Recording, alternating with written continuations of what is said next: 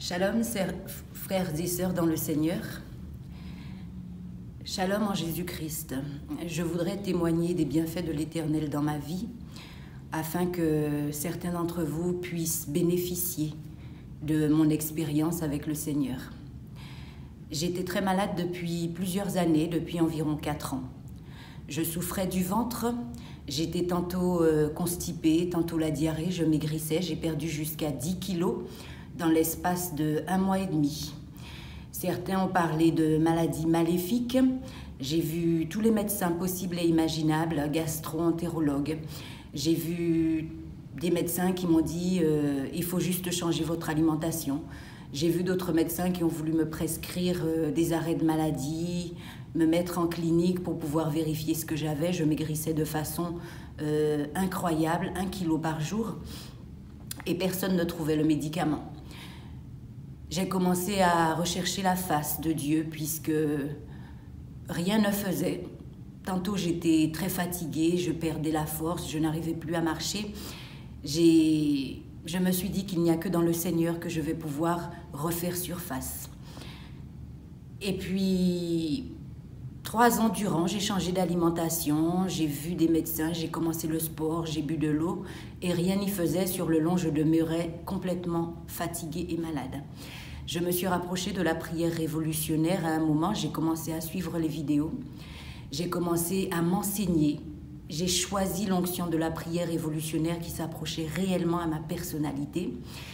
Et j'ai trouvé ma délivrance dans le cadre de la prière révolutionnaire, tout simplement.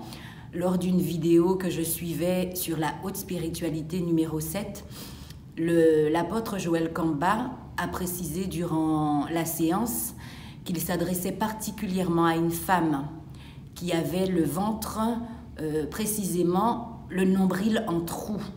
Et il demandait précisément à cette femme-là, au moment où il aura béni la bouteille d'eau, de verser de l'eau dans son nombril. Je me suis dit, mais c'est pour moi qu'il parle. Effectivement, j'ai le nombril en trou. Je me suis dit, je vais le faire. J'ai bu l'eau, j'ai lavé mon ventre, j'ai touché mon ventre et j'ai versé le supplément dans mon nombril. J'ai senti immédiatement un gargouillement dans mon ventre. Je n'ai pas eu de sel, ni noirâtre, ni bleuâtre, ni d'aucune couleur, mais j'ai senti qu'il y avait quelque chose qui tournoyait dans mon ventre. Immédiatement, j'ai été surprise. Je me suis dit, mais qu'est-ce que c'est que ça? Sans aucune douleur, sans aucune diarrhée, ni quoi que ce soit. Le lendemain et immédiatement après la prière, j'ai eu le sentiment d'être guérie.